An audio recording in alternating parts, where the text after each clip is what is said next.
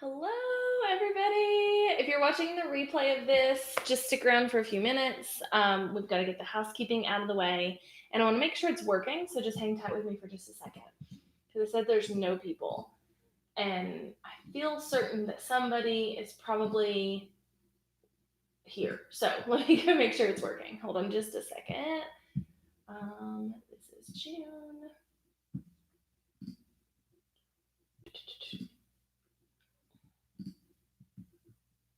Watch the session.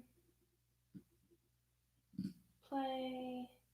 Let's see. Okay, it's working. It is working. Hello, hello. Oh, there's people popping in now. Okay, yay. Hello, if you're here, say hi so I know who is here and who is not. Let's scoot that over just a little bit because the sun coming in my window is a little crazy today. So if you are here, say hi. And then we're going to wait just like 2 to 3 minutes for people to pop in. I'm going to go pop into the Facebook group and make sure that people know I'm live. We'll get started. I'm so pumped. Okay, so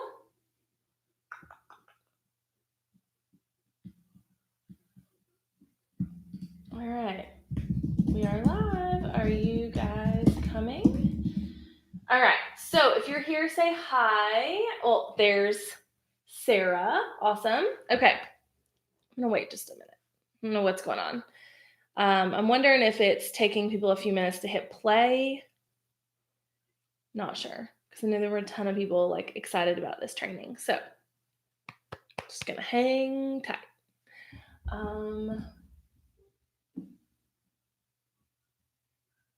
Okay.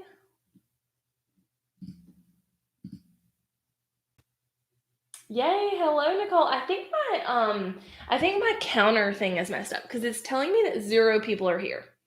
But I literally see people commenting. So I'm just gonna go for it. Hey everybody who is here. If I'm messing with my hair the whole time, I'm so sorry because it's just not behaving today and I can't handle it. I've got my whiteboard out. I would like to hang that on the wall and figure out a good spot for my camera, but I just can't right now. So the whiteboard's out here.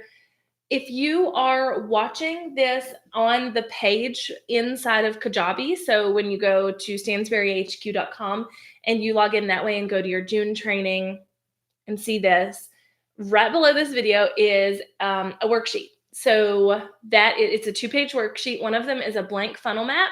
The other one is some questions that you'll need to ask yourself when building your funnel. So we're going to go through all of this. I'm going to go through the first part really, really, really quickly because it is not the most important. The most important is actually mapping out your funnel and visualizing everything. Okay.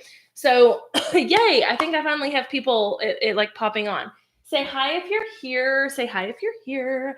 I also have a headache. So I'm hoping my ibuprofen kicks in a few minutes. But if not, just bear with me. So hello, Ashley. All right. So first and foremost, again, there are worksheets. There is a button right below this video if you are watching inside of Stansberry HQ. That is where the video is living. And then right below that is a worksheet. If you do not have access to that worksheet or you're watching this in a weird place or on Facebook, you've clicked the link there, let me add the link to the worksheets right here. I think this will work. You will have to make a copy. Will that work? Let's see. Oh yeah. Okay. So you'll have to make a copy of it from there. It will automatically say like, do you want to make a copy of this? And you want to say yes. And you'll copy it into your own Google Doc drive. So that's the worksheets. That's what we're going to work through. First and foremost, let me pull my my live window out here so I can see my worksheets. First and foremost, I just want to talk through kind of the things you need to understand before building out your funnels. Hey, Natalie. So I want to talk through all the things you really need to understand before building out your funnel. So this is page 1 of the worksheet, okay?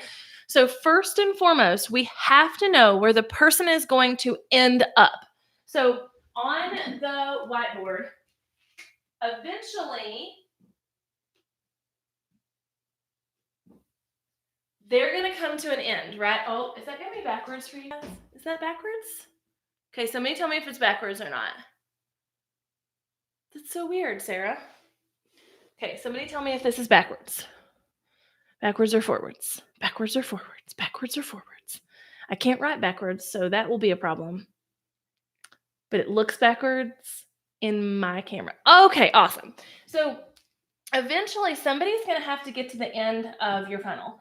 And this is like ideal situation, what you want them to end up doing. So what do you want them to do? Do you want them to purchase a course from you? Do you want them to purchase one-on-one time with you? Do you want them to hire you to do photography? Sarah's a good example of that. Do you want them to hire you to do bookkeeping? Natalie's a good example of that. What do you want this end result to be? You're going to have to know that before you can build out a funnel to get people here. And we're going to talk about that more in a minute, but you really need to know what that end result is, because you want it to be almost like a road. Like there's a dead end road. Like I live on a dead end road where I'm at. There's a dead end road. There's no outlet. The end result that they end up at is what? Okay. And then you have to get them there. And there's going to be different like mile markers, I guess might be a good word, but like different points that you take them to help them feel like they're on the right path to get to that thing. Okay.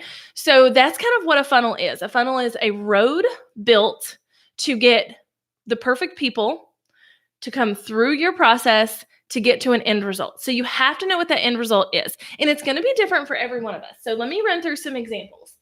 First and foremost, a business like mine, an info-based business. Oh, I swear, y'all, my hair is crazy.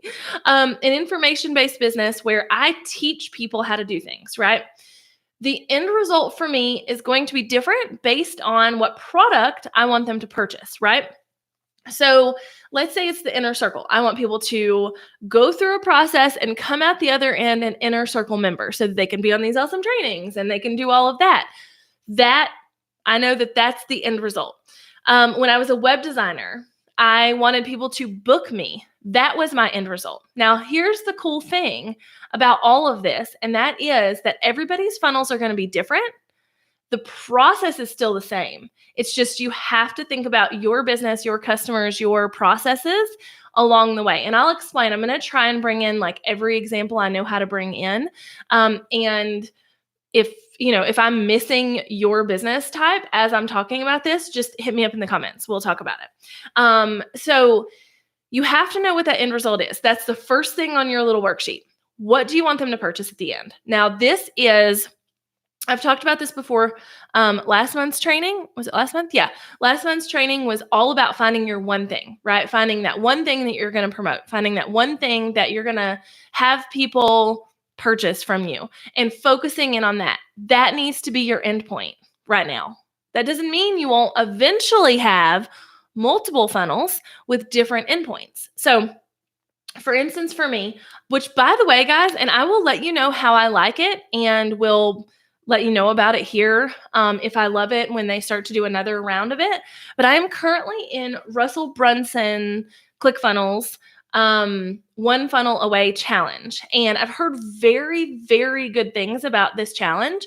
And it's basically teaching the principles of funnels, but then also helping you build out a funnel that is like going to knock the socks off the people's. And I never feel like we're at a point where we can stop learning. So I'm like, yes, let me jump in and do this. And it started, I think, on Monday. So I'll let you know how I like it. But as I was thinking through what kind of funnels I want to build, I'm going to have like 3 to 4 funnels right now in my business that get people to different things. I'm going to have a funnel that gets them to YouTube Rockstars. I'm going to have a funnel that gets them in the inner circle. And then I'm going to have a funnel that gets them to buy the digital planner, right? Because those are kind of the things right now that are available to purchase in my business. So you will eventually have multiple, but you need to have one working funnel first to make sure you know what you're doing before you switch over and like have multiple funnels. So I hope that makes sense. So first part of your worksheet, what are they going to buy in the end? And again, this is going to be different for every funnel. You can use this worksheet over and over and over again every time you build a new funnel. Okay. Now, second question on the worksheet is, are there complementary services, products, etc., that you can upsell or downsell to? So What I mean by this is, okay, I want them to purchase my, I want them to hire me to do their bookkeeping, because I know Natalie's on here. I want them to hire me to do their bookkeeping. That is my end result. Are there complementary things that could help them along the way before they're ready for that?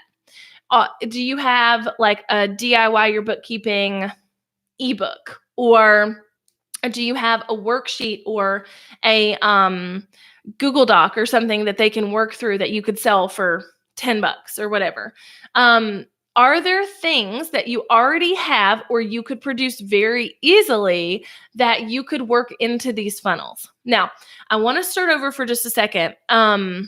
One, because there's new people, but two, I want to make sure I iterated this as much as I need to. A funnel is a way to collect people at the top and get paying customers out the bottom. So I want to show you kind of what this looks like. Now, this is going to be an amazing drawing because, again, I wish I had somewhere to hang this, but I don't. Okay. So a funnel, a funnel is going to look a lot like an actual funnel, right? Oh no, my marker. It's probably because I've been talking with it. Hold on. Let me go grab another marker.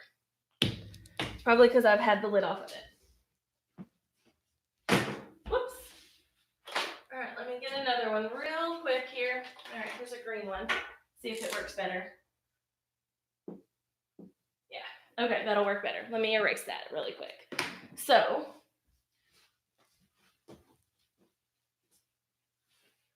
all right, so hopefully, and if you can't see this right now, I'll move it closer to the screen. Also, I do not match at all because that is the power of working behind a computer. Okay, so a funnel is going to look like a funnel.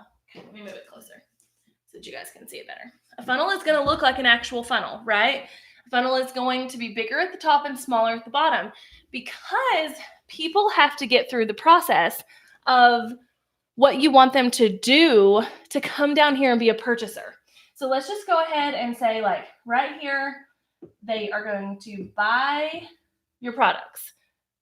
Wow, my handwriting is something else. So I'm going to section this off a little bit. So the people who are coming in at the top are a larger group of interested people who might possibly want to buy your thing. The things we do along the way as the person who is running the funnel will cause the people coming in at the top to self-select and get out if they're not here for this. So there will always be more people coming in at the top of your funnel than there is coming in at the bottom. Always. There's always going to be more people who are kind of interested than there are going to be people, I'm trying to move this, then there are going to be people who actually purchase. So that's why it's really important to be growing our audiences to the point where we have a lot of people coming in up here, and then we help them self-select and get the right people here. So when we're talking about funnels, this is what we're talking about, the process to get people in here, right? And then take them through a process to get them to be a purchaser. But you have to know that the people that you are getting in up here are going to be more than the people who purchase. I think a lot of times, I wanted to say that because I think a lot of times people get really hung up on that, like, not enough people are purchasing. So for instance, I have a local client who owns a retail store. And he was saying that he had his employee that is at one of their branches of the store keep up with how many people came in the store and how many people purchased. And this is a heavy foot traffic store. And essentially on a random weekend, right, they had 100 people come in the store on this day, like on Saturday or Sunday, and 10 people purchased. So they know that 10% of the people who are coming in are purchasing. So, and he was discouraged by that. And I was like, no, it's foot traffic. These people didn't even know they needed to be purchasing from you. Like they didn't like wake up that morning and like, I'm going to walk downtown and like purposely go in this one store and purchase something. They were just meandering, right? So you have to know that it's okay to have a lot of people come in at the top and very few people come in at the bottom. And that's why it's a lot easier to make the money you want to make if you are selling a higher ticket service, product, whatever. Okay. So just know that it really is a funnel. My mic needs to be a bit closer. Okay. So let me make sure it's feeding off the right mic too. Yeah, it is. All right. So when I'm turned around, that's probably why too. I'll try and make sure that I'm like here a little more. So Natalie said, I'm planning on my guide, 9-step process to your payroll, as the starting point at the bottom of my ladder. Okay, perfect. I think it was just turned funny. Let me push this over here so I can bring it this way. And that way it's like always going to be in front of my face. So I want you to understand the process of a funnel because that's why I'm asking you these questions, okay? And I'm going to walk you through, we're going to map out funnels here in a few minutes, but we need to know what we want them to purchase at the end and all of these things first, okay? So first question was, what are they purchasing at the end? Second question there is, oh my goodness, look at the red on my hand. How did I even do that? But second question is, are there complementary services, products, etc., that you can upsell or downsell to? Are there things already built out in your business or are on the docs, right, to build out, on the process to build out, or that you could easily build out that could be something that's complementary to that end result? Example, y'all are just going to have to like deal with my red hand. So example, my digital planner. It is $24 to $29 depending on what version you buy.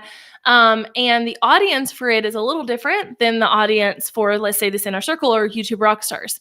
And so for it, I can create like courses or things that will help people. So it's like, okay, someone purchased my digital planner, but now for $5 extra, I have a masterclass on how to be more productive and how to plan out your days, right? So like, are there things that you could couple with the thing you want to sell at the end? So that was kind of an upsell example there. So like they bought my $24 digital planner. Do you want to upsell? Do you want to purchase $5 more and get a whole course on how to do X, Y, and Z, right? Another example here is I have my YouTube Rockstars course, and I also have a mini course called the YouTube Starter Toolkit. And it's not really a course, that's why it's called a toolkit, but it basically teaches someone how to set up their channel, how to plan their videos, et cetera, et cetera. And it's $27, right?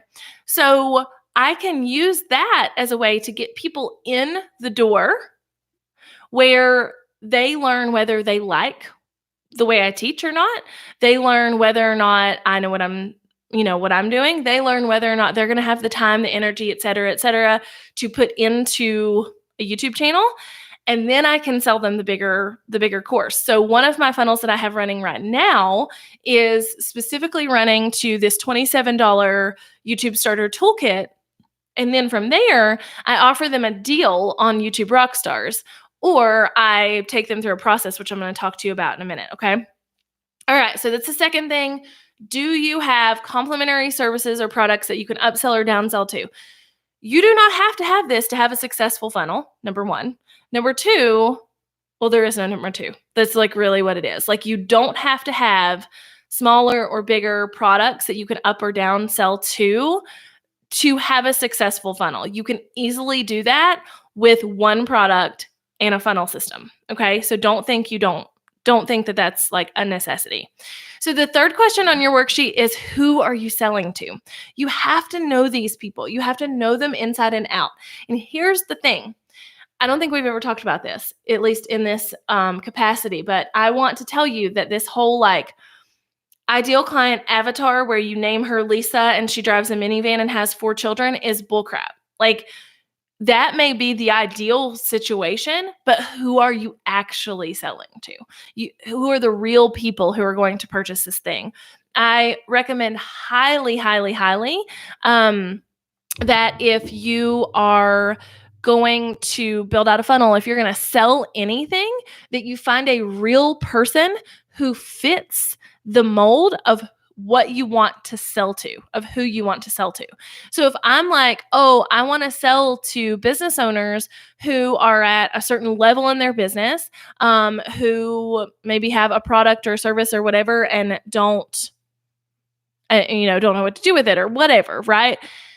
I need to find someone who fits that mold, and I need to study them, study their buying behaviors, ask them questions, ask your audience, what they want from you, how they purchase, those kind of things. But who are you selling to, and kind of what are their behaviors? And know this from a real person, not a made up thing in your head, right? Because I have heard people say like, my ideal client is, like I say, Lisa. She drives a minivan. She has 3 kids. She has, her husband works full time. She's a stay-at-home mom. Da da da da da da. Well, how many people actually fit that mold, right? Like, probably not that many. But are you going to kick out somebody who fits it all, except that they don't? They have 2 kids and they have a Ford Festiva, like. No. So it's one of those things where you have to know who you're selling to, okay? Natalie said, I have various levels of bookkeeping services, oversight DIY. Yeah, perfect. So you can kind of build it out in that way. All right. So then the last question I want you to ask yourself is, how are you going to build awareness? All right. So here's the magic formula of a funnel. Okay. Let me bring this puppy back up here. I wish I could write left-handed. I can't, but I wish I could. I'll write it out here in a second. So awareness is the number 1. But you know what? Awareness is not even in your funnel.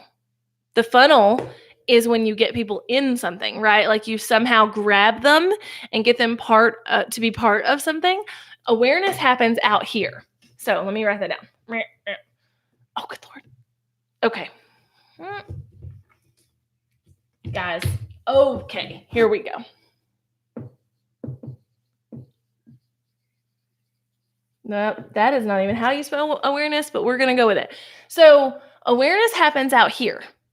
Once they're aware of you, then we can get them in the funnel, okay? So there's 3 steps to a funnel. Awareness, leads, okay, and then the sale. Now, I said there's 3 steps to a funnel. That's the basic steps, but we have to do something to them in these in-between parts to get them to be a purchaser. So they have to be aware of you to become a lead. Like, if they are not aware of you, there's no way possible that they could purchase from you, right? Like, it would just be weird to be like, okay, I'm going to the internet and I'm going to find the person I want to purchase from just by like hiding my eyes, and I'm going to spin around and I'm going to select them and I'm going to buy from that person. Like, right? Like it's not a thing. You have to have heard of someone or something or a product or whatever before you can purchase it. You have to have heard of Target before you're going to want to go into Target. You have to have heard of Starbucks. You have to have heard of the nail salon you want to go to. You have to have heard of like all of these things, right? So awareness is so, so, so key, because if we don't have that, we can't get the leads. And then if we don't have the leads, we can't get the purchasers. So that leads me to this last question. I think that almost fell. On this Duma floppy we have here, and by Duma floppy, I do mean worksheet, is how are you going to build awareness around yourself as a brand? Let me like give a disclosure statement / use some examples here because it's so important for you to understand. Everybody's awareness efforts are going to be different based on who you're selling to, what your business is, and what your product is at the end. If you are selling a high-end one-on-one product at the end of your funnel, you're not going to need as many people to be aware of you as someone who's selling a $24 product at the end of their funnel, right? We've all seen those memes of like, to make $1 million, you need to sell so many $10 items, or so many $100 items, or so many $1,000 items, or so many $10,000 items, right? And with each level of that, you need to have less and less people who are aware of you and will want that thing. So if you have a higher ticket item, I mean, obviously, yes, the bigger audience you have, the more people you're going to have, but you don't need to have as many as someone who is trying to sell a lower ticket item. So for me, with my digital planners, with this inner circle, to be 100% honest, I need a lot of people to be aware of me to get to the numbers that I want to hit at the end of the funnel. Like $37 a month is not going to make me rich, right? 10 people paying $37 a month is not going to make me rich. 1,000 people paying $37 a month, I'm going to be making pretty decent money every month, right? So I have to know like what that looks like. So your awareness efforts are different based on how big of an audience you need to come through your funnel, but also who they are, how they purchase, and what you're selling. So you need to figure out how you're going to build awareness. Here's a couple of examples of how you would build awareness, right? One, you're going to have content that you put out, right? You're going to have YouTube videos, podcasts, Facebook Lives, like all of these kind of things we've heard of to build awareness and build a brand that people actually know about and care about, etc. Oh, Ashley, I missed your comment about retail having 2% conversion rate. I know. I tried to tell him like 10% is amazing. So the thing is here, where was I going with that? Oh, so you could put out a lot of content to build your awareness, right? You can put out a lot of videos. You can speak on stages. You can be a podcast guest. You can be really focused on one platform like Instagram. You can rely on word of mouth. That's okay. You can rely on traditional advertising like newspaper ads, billboards, if that is right for your business, obviously. That's not going to be right for everybody's business and not right for most people's businesses, but it is a possibility. So you have to figure out how you're going to build awareness. And if you're trying to sell a one-on-one service, awareness for you is likely going to be really digging deep and investing in the people who've already worked with you, sharing you with their friends. So word of mouth. If you are trying to sell a digital product, a physical product, whatever, you're probably going to want to do all you can to put out content and ads and things like that to really get people aware of you. So they have to be aware of you before they can become a lead and come through the funnel. So all these questions are taking you through this funnel, right? So, and I built them backwards kind of on purpose. So how to build awareness. How are you going to build awareness for the people you're selling to? So you have to know who those people are before you can know for sure how you're going to do it, right? Then, is there a complimentary service that you can upsell or downsell to, which we'll get to in a minute, but you have to know that. And then what do you want them to purchase from in the end? And all this stuff in the middle of this funnel, which I'm going to pick this whiteboard back up in a minute because I really want I'm going to map one out here, is going to depend on who your people are, okay? So let's see, working on building awareness for video content and physical products. Yes, Kim. Yes, girl. Yes. Okay. So, oh my goodness. All right. So the second part of your worksheets are how to actually map out a funnel, okay? So I'm going to show you what I do to map out a funnel. And then I'm also going to talk you through nurture sequences because this is huge. You're not going to be able to upsell or downsell or convert if people don't feel like they know you, okay? So if we're looking at the good old whiteboard here and we have awareness at the top and then leads. What is happening here, and I'm going to erase this in a second, so I want to just talk you through it really quick. What is happening here is someone is aware of you. Someone finds you on a YouTube video from their friend who talked about you because of your Instagram account, like whatever, they find you. They are now aware of you. We need to convert them from awareness to leads. So we're going to offer them something for free to get them kind of interested in who we are and what we do. Now, if you are a service-based business, this may be a checklist that's going to help them through the process that they're going to pay you to do. So a couple of examples here is, let's say you're a web designer. Then this, how you get them in here, they're already thinking they need a web designer.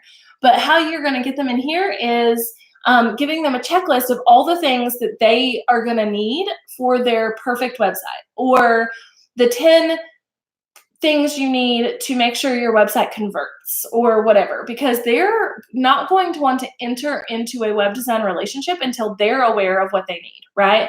So you're going to help them through the process. If you are selling a info product like I am, right, like a course, then now they're aware of you. Solve one of their problems for free to get them into this lead. So let's say it is my YouTube Rockstars course that I end up wanting them to purchase here. Then I have a YouTube guide, a business owner's guide to YouTube, essentially. It's a free guide. It's like 10 pages long. It's explaining how content marketing works. It's explaining how YouTube is kind of the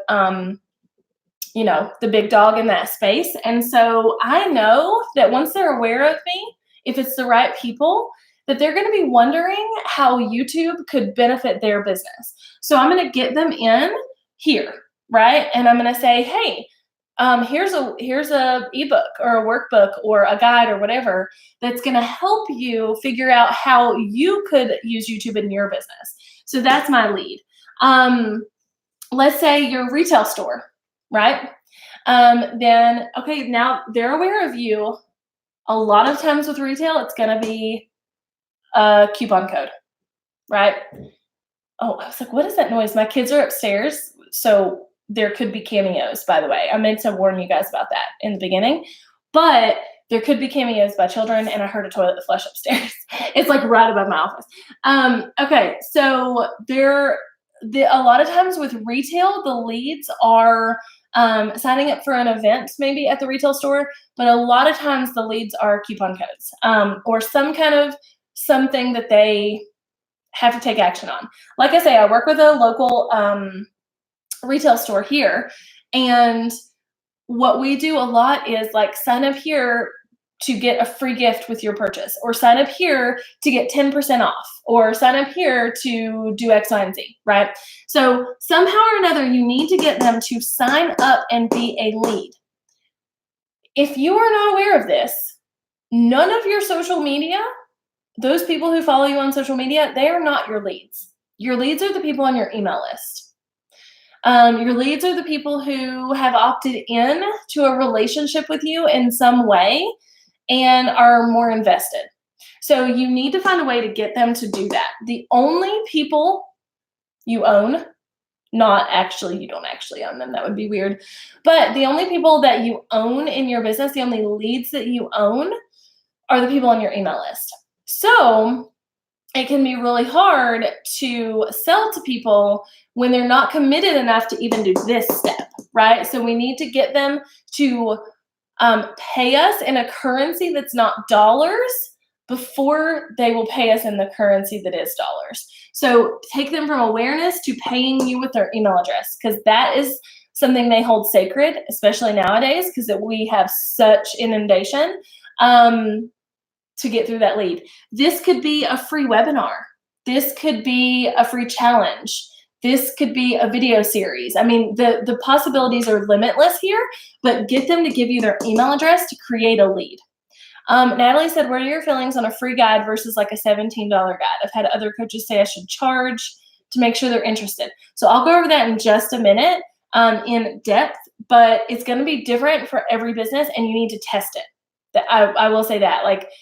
I've seen things that some funnels, free doesn't work at all, and I need to go with like a paid situation here.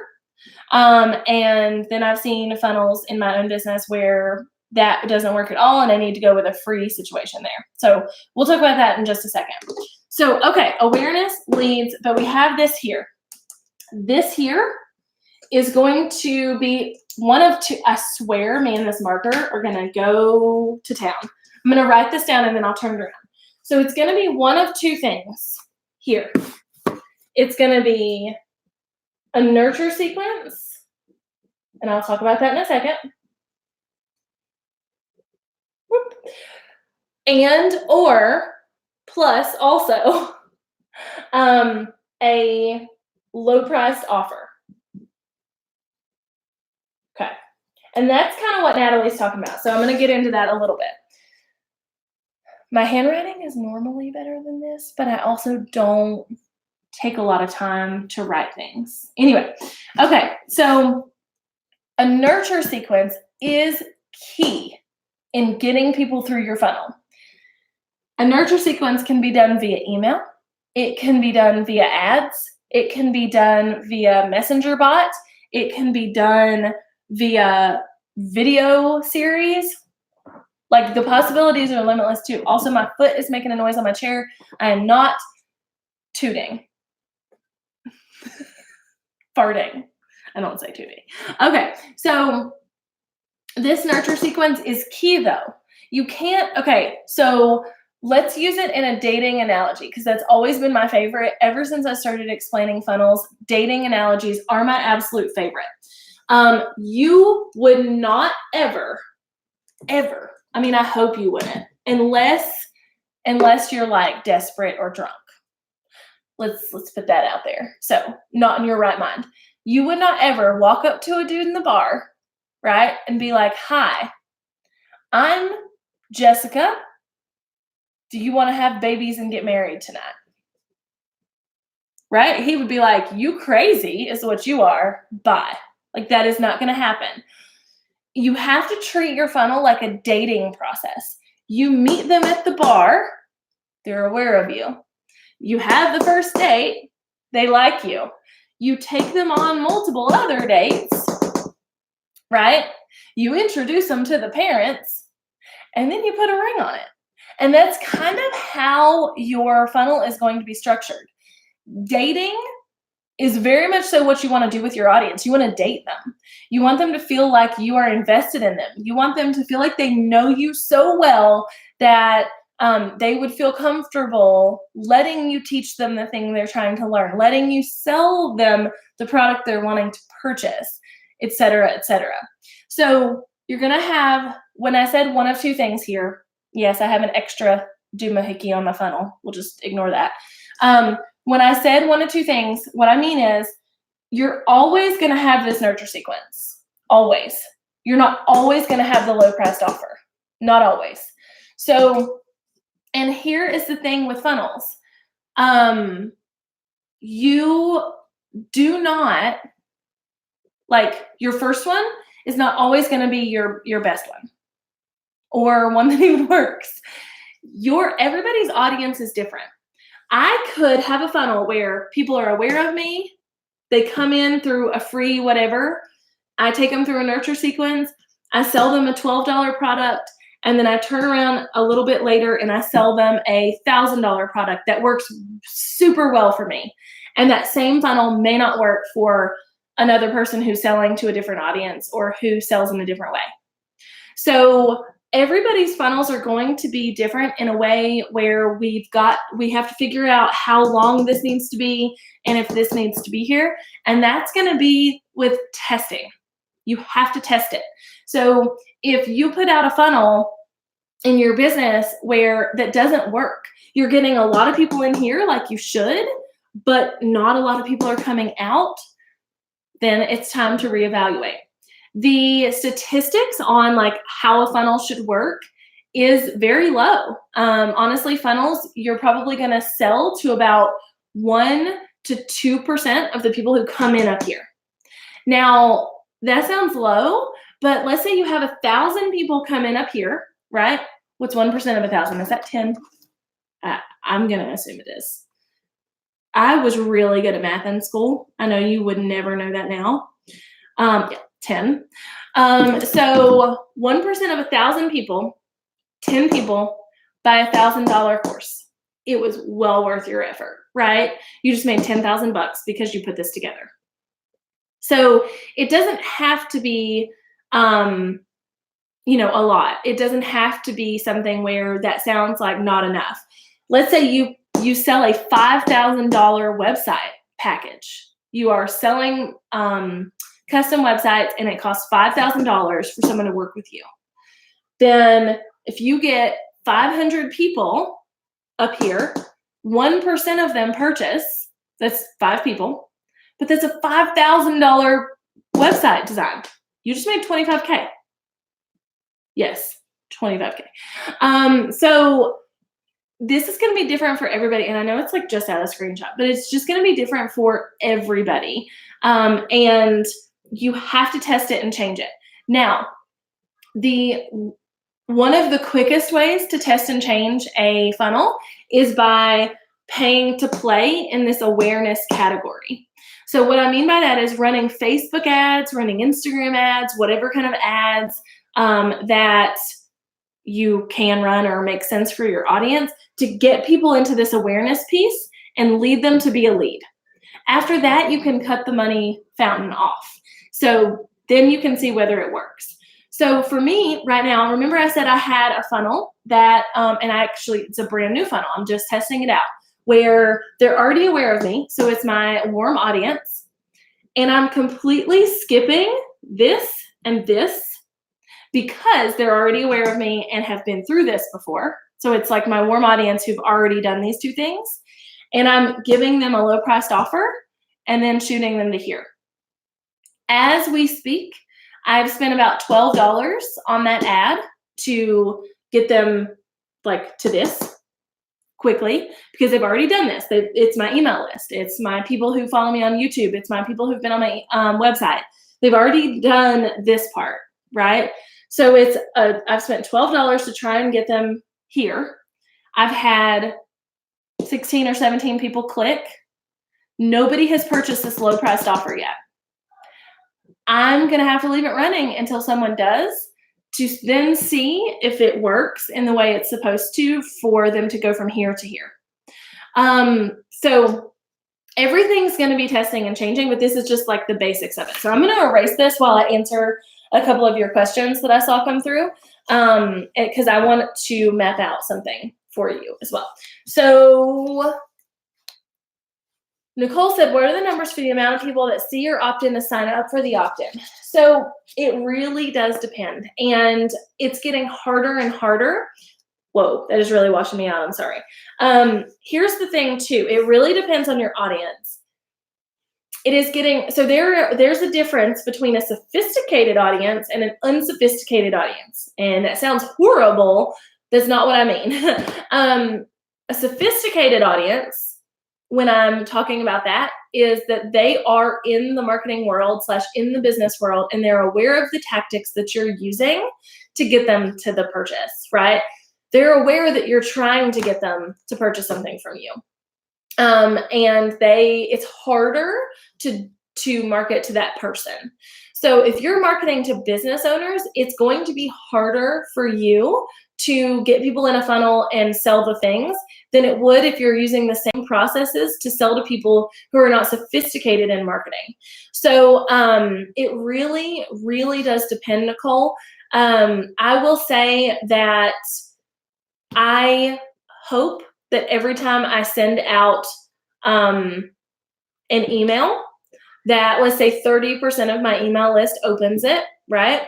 And of those 30% who open, I hope to have about 10 to 20% get the opt-in if it's like a webinar or whatever.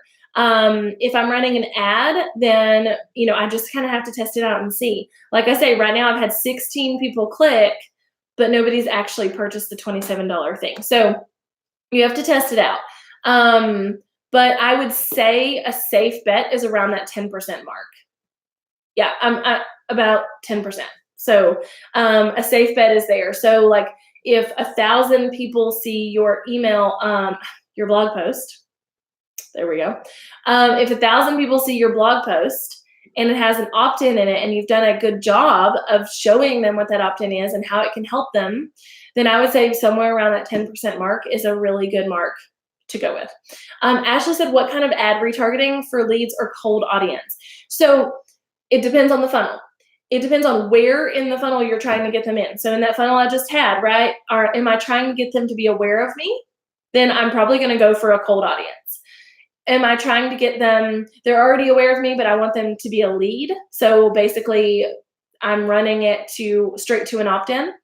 Then I'm going to run it to my warm audience who has not yet converted into a lead. So my website traffic, my Instagram, what's that called? Engagement, my Facebook engagement, those kind of audiences, but not my email list, because I want to make sure they're in, they're not already there. If I'm trying to like run it to people who've already done those things, but like haven't purchased from me, then I'm going to funnel them in at a different part of the funnel. So it really depends on how, like where you're trying to get them in. I will say more than anything right now, if you're trying to build awareness, what is working best for me is a cold audience, is a lookalike audience to a very segmented piece of my list. So for instance, my digital planners, I had a funnel running for them for a couple weeks. I actually just shut it off as I'm going through this challenge with Russell Brunson, because that's one of the funnels I really want to get on autopilot. And I had this funnel running. They were not aware of me yet. Like everybody who was aware of me had already purchased, I clicked something, had already purchased the funnel if they were going to, or the planner if they were going to. So I wanted to make new people aware of me and get them through my funnel. So I segmented my email list for the people who purchased the funnel. God, I keep saying that. Who purchased the planner already, uploaded that to Facebook and created a lookalike audience for it. And it did so well. Whereas targeting people who like Erin Condren or targeting people who like Emily Lay because they have planners did not work super well for me. So you want to test things out and change them. And it doesn't take a lot of money to do this testing. For this new funnel I'm running, after I've spent about $25, I'm going to know if it works or not.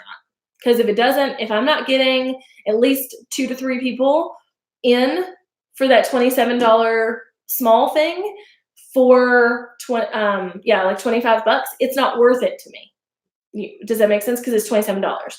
So if I'm not at least making my money back or doubling it, then it's not worth it to me, because then I know that of the people who spend $27, only a small percentage of them is going to go on to spend $1,000 on my course, right?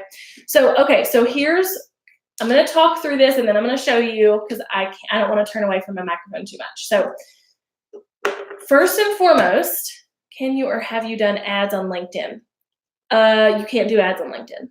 Just to make sure I heard that right. A good grouping of a lookalike audience would be taking people who already bought my course and having Facebook create a lookalike audience similar to them. Yes, ma'am. Yes, Marjorie.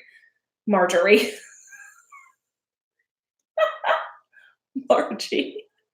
I'm so sorry. I'm dying. I swear, sometimes my mouth works quicker than my brain does, and it like things come out.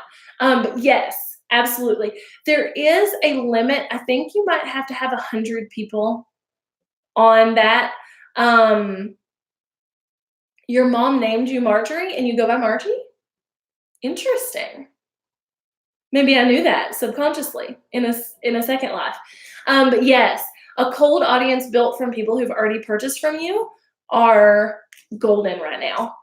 I've talked to several people who have said that themselves, and I've seen it myself in my business too. So absolutely. So first and foremost, we are going to focus on the opt-in for the funnel. Like, what is the thing people are going to be really interested in that we can give them for free? Okay, I'm going to turn this around in just a second. Then we're going to take and we're going to put them into a nurture sequence. Once they have that opt-in, we're going to put them into a nurture sequence. By the way, you guys have a blank funnel map in the second page of the worksheets for this month's coaching. Nurture sequence. Oh, wow. That's not even remotely a Q. 180-day purchase lookalikes is most successful. Yep. Totally. I believe that because like those people have already vetted that they are your people, you know? I'm gonna do a little sprouty outy thing here. Ooh, that squeaked and it was horrible. So from the nurture sequence, you're then going to pitch something to them. And then you're gonna have people who purchase, right? Like that's really what it comes down to. Purchase. I'm going to turn this around just a second because I want you to see this. But then once you have like the standard funnel of like the opt-in, the nurture sequence, the pitch, the purchasers, then you need to think of different ways that you can make money from the people who purchased and didn't purchase. So you're going to have people who were purchasers and you're going to have people who were not purchasers. Okay, I'm going to turn this around now. I still have more to write, but I want to explain this. So let me bring it over here. There we go. Yep. Okay. So over here in that left corner, it says awareness in my most spectacular handwriting. But then we're talking opt-in, nurture sequence, and I have arms because I'm going to talk about that in a second. Then we have pitch. And from the pitch, we have purchasers and not purchasers. We need to try and elongate the relationship from both of these audiences as long as we can, right? So basically what I mean by that, let me turn this way. That way maybe you guys can still hear me. What I mean by that is if they're a purchaser, which you can't see it right now, and I'll lift it back up. Oh wait, maybe I can do this. Okay, so if they're a purchaser from you, they purchased what you wanted them to buy, then how can you cause them to spend more money with you? Basically, how can you cause them to have a larger spend process here? Now, like I told you guys, I am currently in Russell Brunson from ClickFunnels One Funnel Away challenge, and it's not even really started yet. They've only went through a couple of things, but one of the things that he mentioned was like, let's say you are going camping and you need a grill, and you know you need a grill. So you go into the camp supply store or whatever and you buy a grill. So they were a purchaser.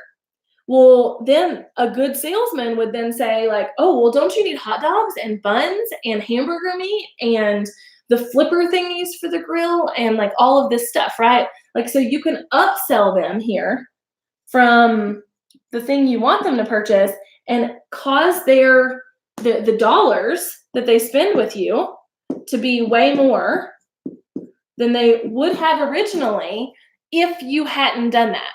So let's say your course is $1,000 or your product is $1,000. Hello. Your product is $1,000. I'm going to scoot this over so maybe it'll stand up better. Product is $1,000, but you could help them in another way, or you could sell them something else for $25 or $50 more dollars or $100 more dollars. You've increased this person's spending habit with you by $100. If you do that for 10 people, it's an extra $1,000 you made, right? So you want to see if you can find a way to upsell something to them. If they are not purchasers, see if you can find a way to downsell to them. So, okay, I offered them my $1,000 YouTube Rockstars course for $797 because that really is what it is in my funnel. So I offered them $797. They had a 24-hour period to purchase that. They chose not to purchase, but they went through the opt-in. They've been through my nurture sequence, and they're still here. So they're still interested enough to possibly purchase something from me. They just weren't quite ready for this. So what could I do to get them to downsell? So, okay, well, you're not ready for the $1,000 course, but what about this $27 course I have that could help you get started on YouTube? Because I know that's really overwhelming, right?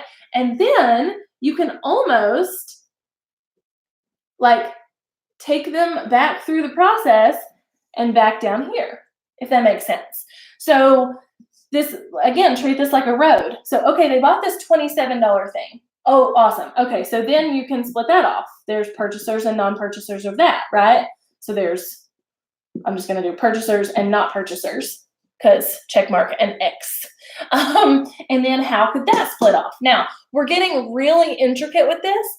You do not have to do this. You absolutely can easily just say, I'm going to have this one piece of this funnel, make sure it's working, then start adding these arms. And that would be where I would say to start, because you're going to get really overwhelmed trying to figure out all of this stuff. So, okay, so they were not purchasers. We downsold them to a $27 thing, and they purchased the $27 thing.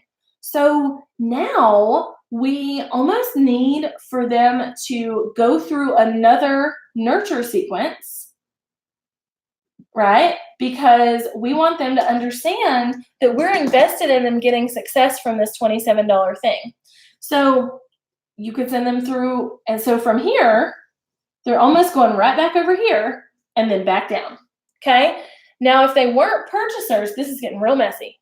I'm going to erase in a second because I want to show you the nurture sequence thing.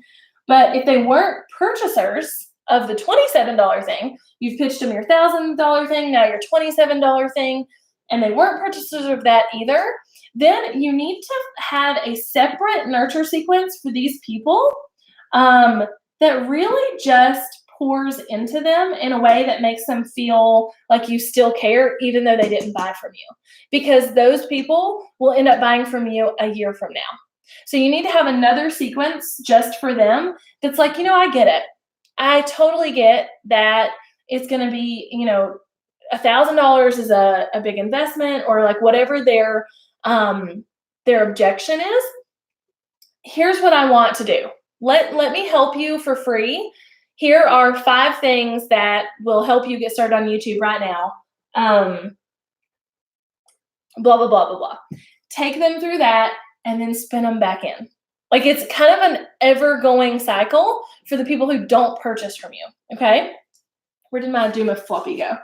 Okay, so I'm going to just erase this, but if anybody needs me to redraw a cleaner version of this and share it in the Facebook group later, I 100% will. But I really want to talk about the nurture sequences right now. These people bought. I just want to keep that up there. Okay, so the nurture sequences. And I do see a couple of your questions. I'll answer those in just a second. These nurture sequences, again, are going to be very different for every audience type, for every price point, for every product type, et cetera, et cetera. But essentially, your nurture sequence should introduce yourself. Okay, so, okay, they got my opt-in. Now, they need to know who the heck I am. Then you want to tell a personal story without a pitch, guys. So tell a personal story. So this is like, and it's going to be specific to what you're going to end up pitching them. Okay. So, let me just use my example, and I can use somebody else's example here in just a few minutes. We'll go into Q&A, and I can use one of you guys as an example. So let's say this is, again, for my YouTube Rockstars course, right? I got them in an opt-in, and I want to introduce myself to them, right? And that's easy. We know how to introduce ourselves, but now I want to tell them a story that really makes them feel like they know me and that they can identify with me. So for me, I know in this particular funnel, I'm going to eventually ask them to buy a $1,000 course about how to use YouTube to grow their business. So a story here might be about how I started my business and nobody knew who the heck I was. And I knew that I needed to grow my audience, but everything I tried sucked. I can't tell if my kids are fighting. No, I think it's a game. Okay, so everything I tried sucked, and I never grew my audience. And it was like my grandma and my mom on my email list, and like all of these things. And I can tell them this personal story so that they can relate to me, right? This can also be a story that is not so heartstringy. Like I could tell them a story about how I nearly drowned yesterday at the mall. What, Bub? You need to hurry. What? I need some. Sorry, got a child. Be right back. Candy. In a minute. I told you I couldn't do it right now. Get your brother to help you. And there's no candy up in that thing anyway. So, I swear. So this could be like not necessarily a heartstring story or something that's just like really gonna pull them in, but something to make them like you. So for instance, yesterday, y'all, if you're not watching my Instagram stories, you should be, but yesterday I nearly drowned and died in our mall parking lot. That's basically the story.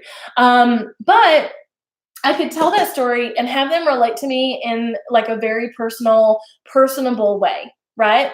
Then what you want to do to nurture them, okay, you're going to introduce yourself, you're going to tell them a story, and you're going to encourage them to come introduce themselves to you. That's going to look different for everybody. Encourage, introduction. So that's going to look different for everybody. And what I think works better than anything in this category is to have them reply back to the email. Now, you will eventually, I promise, get to the point where you just can't handle that many emails. So you'll find another way. For me, what I say is like, come DM me and tell me about your bathroom floor moment. Because I talk about in my personal story here, I talk about how when I had my first son, that I had a bathroom floor moment where like I just like could not bring myself to go back to work and I lost it basically. And then I say, come tell me your bathroom floor moment on Instagram. So because Instagram growth is a catalyst for me right now, it's something that I really want to focus on. It's killing two birds with one stone. They feel like I care enough, and I do, for them to come introduce themselves to me, and it's getting them to the platform I want them to be on anyway. Okay. So, but honestly, more than anything, have them reply back to the email until your audience gets so big that that gets too overwhelming. And then you want to start veering towards the sale. So I don't know how to spell veering. I'm going to go with this towards the sale. So then what you want to do is like, okay, you've got all the intro out of the way. This is like the first date stuff, right? Now you want to start kind of edging over towards what you actually want them to care about. So, okay, I told a personal story about how I couldn't get people to notice me online. And I asked them to come DM me on Instagram to tell me if they related or whatever. Now I want to start talking about how YouTube, because remember, that's what I'm talking about, helped me get over what I told them in this personal story. So and again, not pitching, just kind of veering towards the sale. You're going to lose a shit ton of people during this. I don't want to sugarcoat it. You're going to have, let's say you have 1,000 people come in this opt-in, you may lose half of them going through this nurture sequence. That's okay. They weren't going to buy from you anyway. That's the whole point here, is to weed out the people who wouldn't have purchased from you anyway and keep the people who would, so that when you pitch, the conversion is higher. If you go straight to a pitch, like if you went straight from an opt-in to a pitch, right? You didn't give them an opportunity to self-select whether they were ready to be in this relationship or not. And so you may pitch to 75% of the people who came in here because they stayed, but your conversion rate of those people you pitched to is like no percent, right? Whereas if you go through this process, you're getting people really invested in you to be the ones you pitch to. They're self-selecting that they don't want to be in the relationship if they don't, because you're not going to be everybody's cup of tea. And then when you pitch, your conversion rates are going to be higher because you're pitching to the right people. Okay.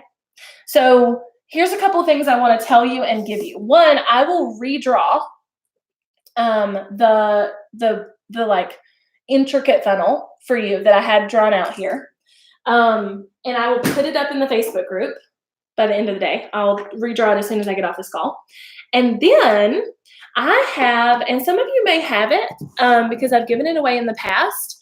And for those of you who are like longtime followers of mine, you could have it. And if you do, I'm sorry. But if you don't, it's going to be really useful. I have a template, a Google Doc template for that nurture sequence. So it says like in email 1, you need to be doing this, fill in the blanks. Oh, I'm going to get the hiccups. In email 2, you need to do this, fill in the blanks. In email 3, you need to do this, fill in the blanks. I want to give that to you guys. And so I will make sure to drop that in a link under this video on in where you're watching right now, but also in the Facebook group. I'll make sure you can access it. I'll have both of those up in like an hour after the call is over. So now I want to really get into Q&As because I know you have a ton of them. And I already see some dropped in. So I'm going to start answering those. But then if you have a question you're thinking of, go ahead and pop it in the chat and I'm going to answer them. So Lisa said, should you have different funnels for each audience segment and avatar? Absolutely. Absolutely. I highly, highly suggest though, and I said this in the beginning, you may not have been here. I highly suggest that you build out one working funnel first because it's going to give you the confidence to build out those other ones in a way that works. And it's going to give you the research you need to build them out in a way that works. So if you're just building a bunch of funnels and you have no clue, then you're testing a bunch at one time and that's just going to stress you out, I promise. So if like what I drew out to you was really overwhelming, trying to do more than one is going to be really overwhelming. But yes, eventually, absolutely. Okay, Ashley said she'd love it if I could redraw it. I will totally do that. Michelle said, in my case, I have a book and totes related to the book. But sorry, I'm trying to read 4 comments at once. So would I create a funnel for book and upsell the totes? Okay, I get what you're saying now. So you could do this in a lot of ways and you could test it. So if you have a book, so Russell Brunson, good example, and I have it right here because I have been like going through this as I'm going through his challenge.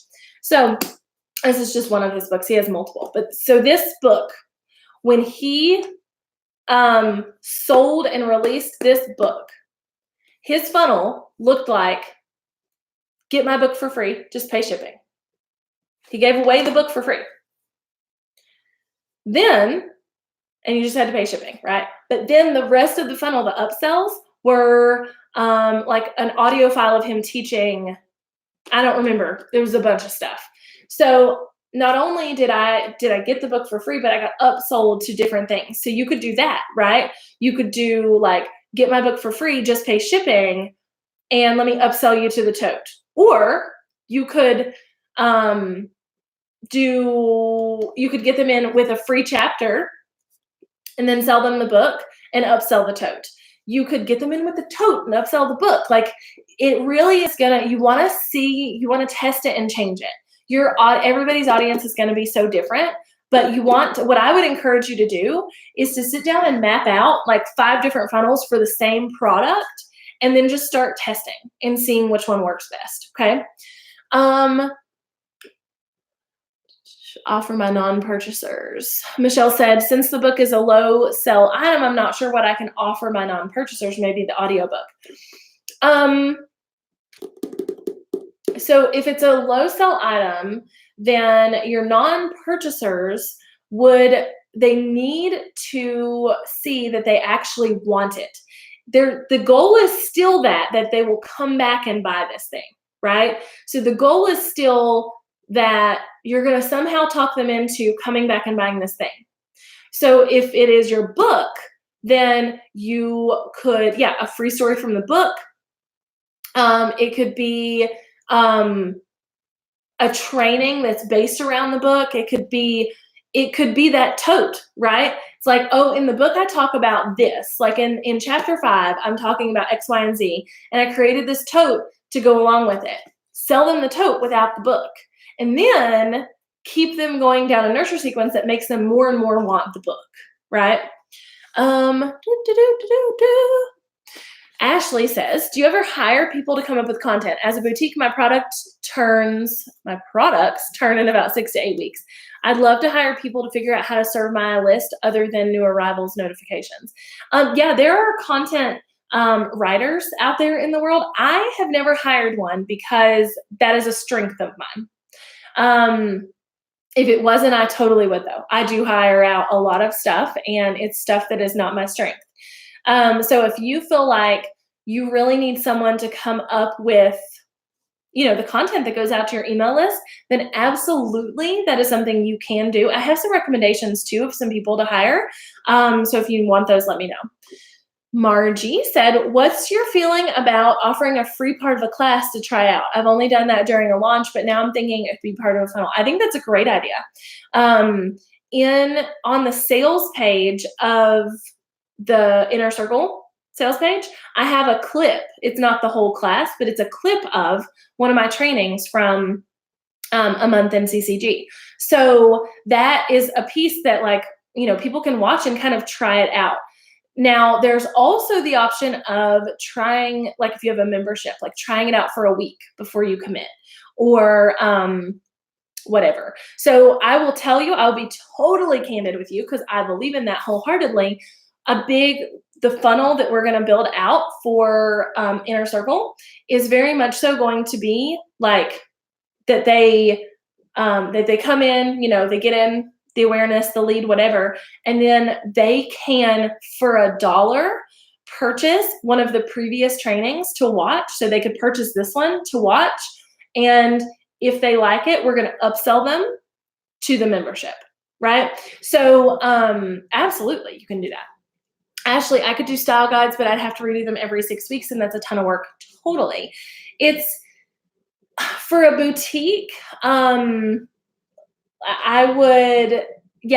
You probably need someone that's wholly dedicated to creating content for your audience, because that's just how it rolls. The local store that I work with, that's a retail store, they're a home decor store. And we have someone blogging for them once a week, someone on my team that's blogging for them once a week. And that's because they physically cannot do it. They have way too much going on. So I totally understand that. Sarah says, what are some examples for photographers for a funnel idea? I have a few ideas of how to prepare for an equine session, tips for posing with your horse, et cetera, et cetera. Okay. So I'm going to put down Russell's book. I'm not endorsing it. It was just on my desk. I haven't even read it, but it's on my desk. I have told y'all 3 times now that I'm going through this One Funnel Away challenge with Russell and ClickFunnels, and I don't even use ClickFunnels. I don't like ClickFunnels. I've tried to use it, so I'm not endorsing them. I'm not telling you need to go buy them to make a funnel. I actually don't think that's the case at all, but I can't wait to kind of see what I learn here and turn around and teach it to you guys. So hopefully it will be good. Okay, so for photography, what you're going to want to do is you really want to continually build that audience, right? You want to continually build the awareness around the fact that you are an equine family photographer. So giving incentives to your previous clients to share you is going to be huge because they know more people than you do that want it, right? If there's someone who loves horses, their best friend probably loves horses. So giving incentives for them to do that is almost like your lead generation in that funnel example. Then from that lead generation, you would nurture people and sell your package. So for a photographer, okay, I will get it in a minute. But if you come in here and bother me again, you're not allowed to have any. Go. Swear, 1 hour. Well, 90 minutes. 90 minutes today. That's all I've asked for. 90. They couldn't listen. Okay, so for a photographer, because you're so location specific usually, then you're going to want to use the existing people to help you build the awareness and then have them bring in the leads. And then from the leads, you'd still want to do the same kind of funnel. It's just that your nurture sequence is going to be a little different, that kind of thing. You don't have to have a checklist. You don't have to have an ebook.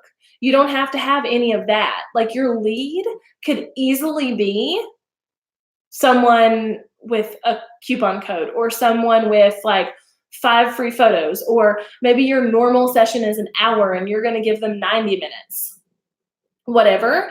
It doesn't have to be that strategic or that specific, like, here's a checklist on how to do the things. Now, for a service-based business, so photographers, this is you. For anybody who's service-based, hold on a second. For a service-based business, you can absolutely take some of the work out of the process of working with you as your opt-in. So, like Sarah said, how to prepare for an equine session, what was the other one? Posing with your horse, that kind of thing. That is taking the work out of what she would need to tell them after they book with her.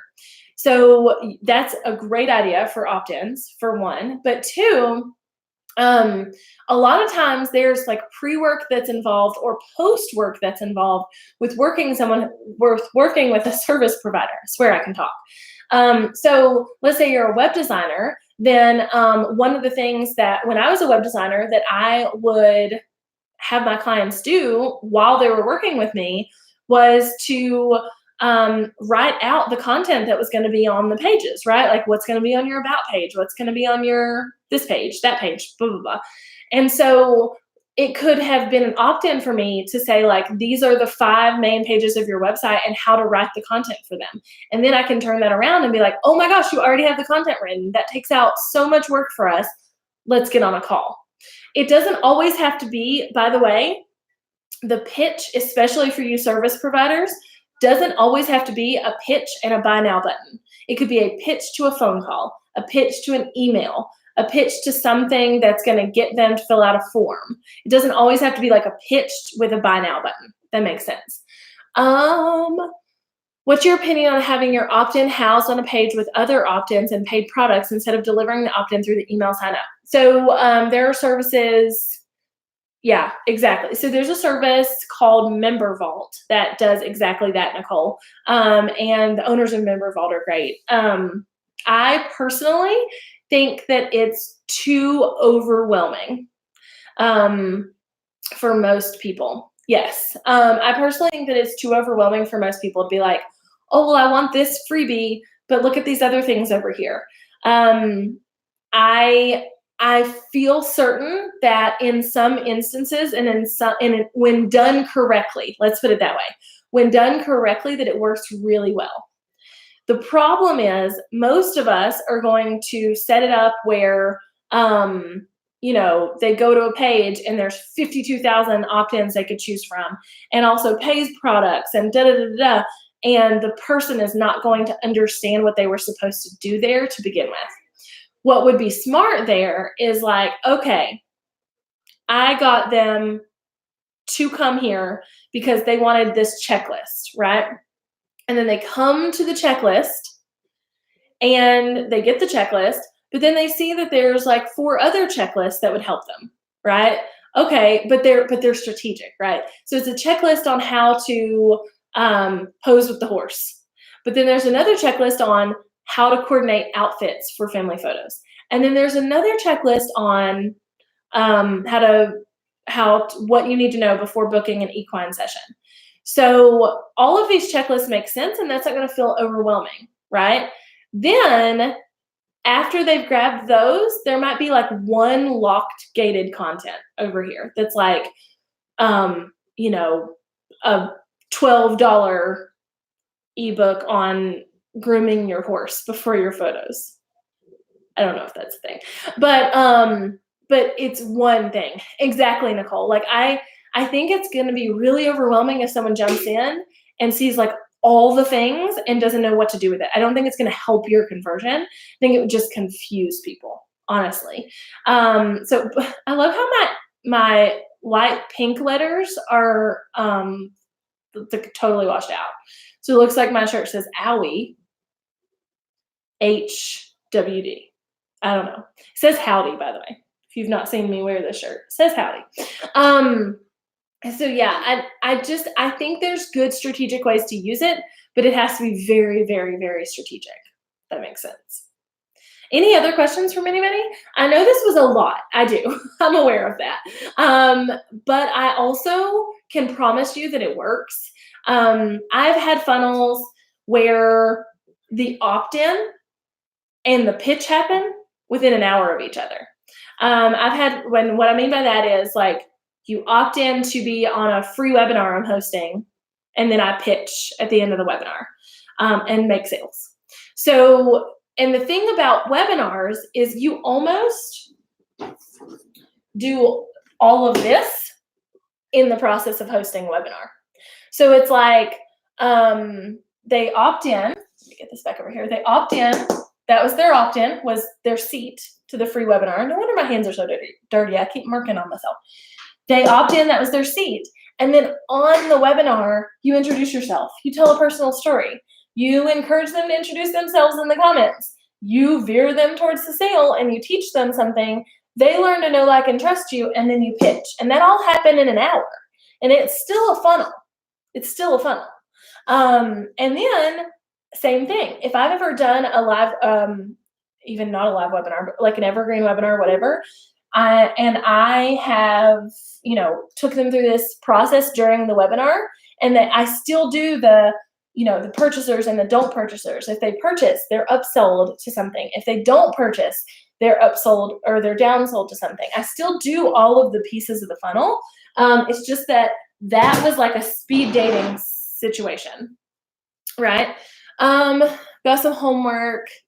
We can post our work in the group. Oh my gosh, Michelle, yes. Definitely post your work in the group. I want to address a couple of things too. One is I get questions a lot like, can I ask for accountability partners? Can I ask for feedback on things like that in the group? Always yes. Like always yes. If your feedback post is disguised as a feedback post, but it's really a promotion post, we're going to be able to tell that. You know better. Don't do that.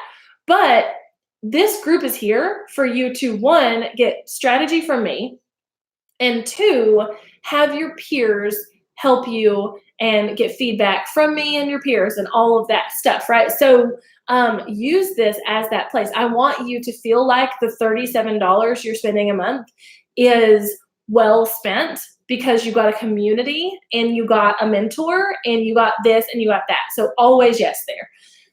Nicole, I'd love feedback on mine. I feel like my opt-in is too much and it should be a paid product. Totally. I mean, that could easily be something that, you can post in the group and we can talk about it. So yes, the answer is always yes. If you want to post something to get feedback on, even if it's not relative to that month's topic, this is a group for you to up-level your business.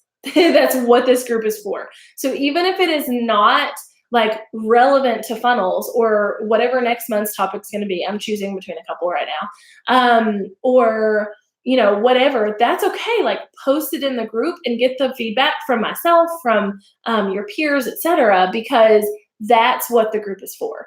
And also finding accountability partners and getting on those co-working hours that we do every month and all of that, like those are huge because you're going to find the people who are going to cheerlead for you. One of the biggest things that I know for a fact and that I can give you a really solid example for is that people who build their businesses together are always going to up level quicker than someone who's trying to build it by themselves. So, and I mean together as in 2, 3s, 4s, 5s, 6s. So let me give you a solid example of this really quick. On YouTube, it is like there's been studies about how there are people who will get on YouTube and it's like two friends. A brother and a sister, a brother and a brother, a husband and a wife. But there's two different channels, right? There's two different businesses being made here. They are always doing things they need to do to kind of toss the ball and play tennis with each other. And their channels will grow way faster than the other channels where people are trying to grow by themselves. Your business is the same. So if you need an accountability partner, if you need someone who's going to be your business BFF, like this is your group for that. Like all the people here are trying to do the same thing and trying to up level and have their success be higher than it is now and grow and build the business that they want, that's going to be sustainable for them forever. So know that. Also, I had someone email, I haven't even seen the email, but my team said I had someone email and say that they wanted to cancel their membership because, I swear me and my hiccups, I get them when I talk really fast. But they wanted to cancel their membership because the book club wasn't what they expected. The book club is a bonus, y'all. The book club is like, let's read these books together. They're going to help us be better humans. And let's talk about it once a week. Like, it's not something that, like, that is not what your $37 is buying you. So I just wanted to reiterate that too. Any other questions? We have like 5-6 minutes left.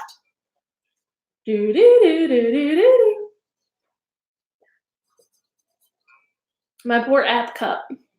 Oh, this is my college symbol thingy, logo, and it's fading. That would be an expensive book club. Well, exactly. I don't even like, and I have said everywhere, like in the marketing of the Inner Circle, in the in all of that, that the book club is extra. Like, it's just something that I'm trying to read more books, and so I'm like seeing if we can do it together. Lisa, is there only one time for co-working? There is right now.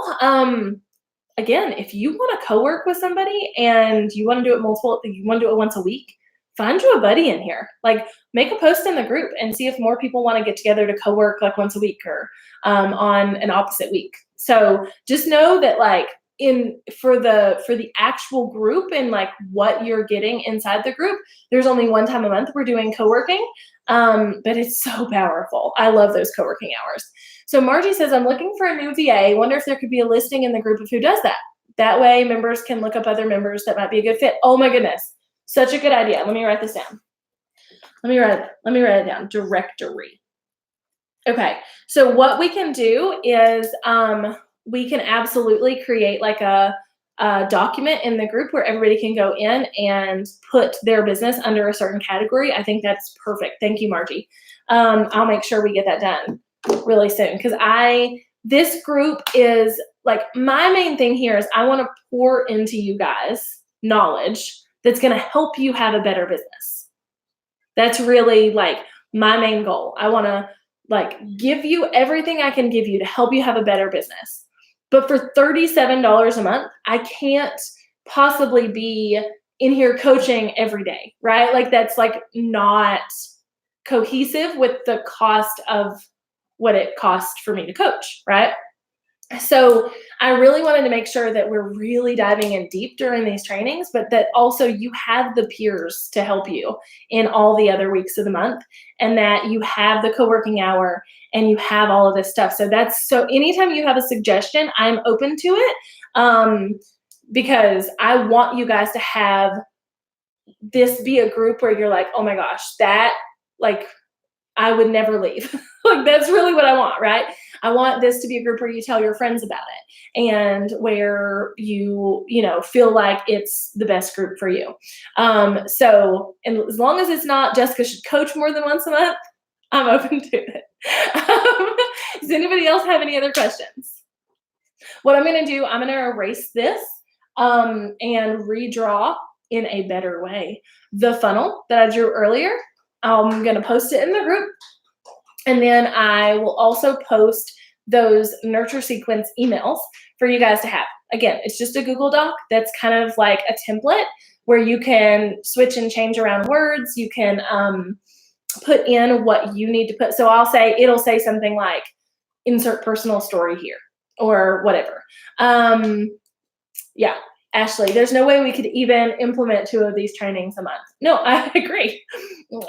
I want them to be so packed that like that was the focus for the month, right?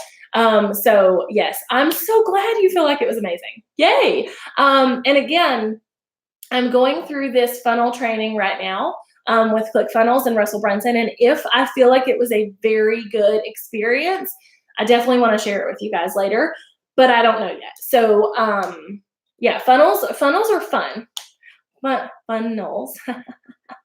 But they also are very confusing, and they're also something that gets us really tripped up. I want to say one last thing, and then I'll hop off here. You guys can go implement. I'll redraw. We'll get everything done. But I want to say one last thing, and that is that your funnels should not be something that takes like all these expensive tools to do. I have built funnels with pages on my WordPress site and ConvertKit for years. That's all I've used.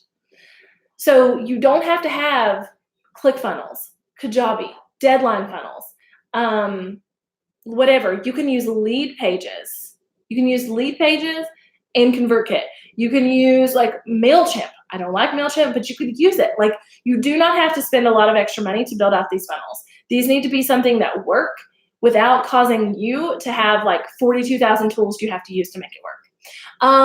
Just to make sure you feel a successful funnel can go without a major product sale. My product is me making in-character appearances performance, so I don't have to have, yeah, absolutely. It's still the same thing. The pitch then is them booking you or them getting on a phone call with you to then book you. So it's still the same thing. You still have to take them through the process of figuring out who you are, dating them a little bit, that kind of thing. And then getting them to be like, I want them. I want that person, So absolutely. Funnels can be used for every business. My retail store business that I'm helping here locally, they have a main location that is their main thing. It's got like a huge store that's like beautiful and has all these retail products in it. And then and then they have like a greenhouse and something. I was reading comments, I got distracted. They have all this stuff at their main store. That's their main focus. But they also have another store where our town gets a lot of foot traffic with tourists.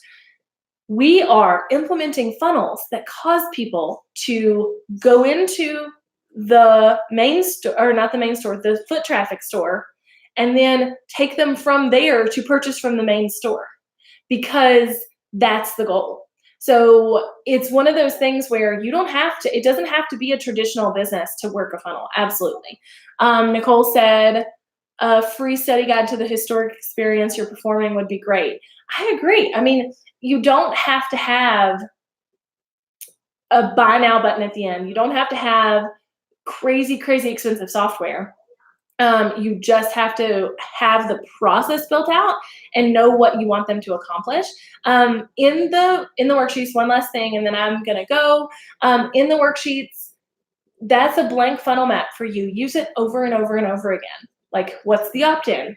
Let's talk about the nurture sequence. Let's do the pitch. By the way, just a really quick little techie tip for you. I use ConvertKit, and you can build out visual funnels where you can see this process. You can see that they come in through a form, then they get entered into a nurture sequence, and then they get entered into another thing, and then this happens, and then this happens. You can have all these arms that are visual, so it's a lot easier for you to see in ConvertKit, but you can also do it in ActiveCampaign or wherever. The other thing here too is that for me, I have a generic nurture sequence that people go through that's going to take them through that like introduction, telling my personal story, encouraging them to introduce themselves. It's generic. It's for all of my opt-ins. So I've written that one time. Then I have subset nurture sequences that start veering them towards the sale of the thing for that specific funnel. So in ConvertKit, it looks like they filled out a form, they get entered into the nurture sequence. When they're done with that, they come back, and then they get entered into another email sequence that's going to start veering them towards the sale. So it's all very buildable in whatever tools you've got, like I promise. So, all right, I hope you guys have an amazing, is it Wednesday? I hope you guys have an amazing Wednesday. I'm going to redraw everything. I'm going to go get my child some gum because that's what he was wanting. And then I'll check back in with you guys later. Bye, y'all.